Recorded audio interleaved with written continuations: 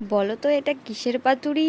দেখতে থাকো, ঠিক জানতে পারবে। পাতায় শলাকাঠি গোজা দেখে আবার কেউ খারাপ কমেন্ট করো না, কারণ আমি গরিব ভাই।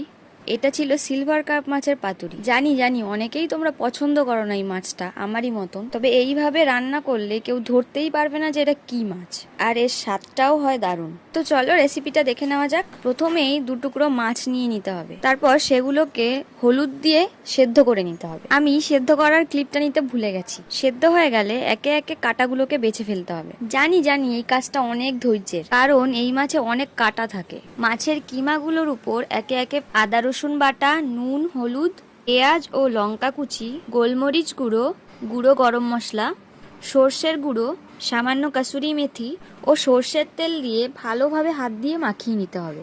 ওহো, আমি তো মেইন জিনিসটা বলতেই ভুলে গেছি। লাগবে কচু পাতা। ওই কচু পাতার উপর মাছের কিমাগুলোকে রেখে খুব ভালো করে মুড়ে নিতে হবে। তোমাদের কাছে যদি টুথপিক থাকে তবে সেটা দিয়ে অথবা সুতো দিয়ে বেঁধে নিতে পারো। বেশ, এবার কড়াইতে সর্ষের তেল দিয়ে উল্টে পাল্টে লাল লাল করে ভেজে নিলেই রেডি মাছের কিমা পাতুরি। গরম ভাতের সাথে তো একদম জমে যাবে। তো চলো, টাটা।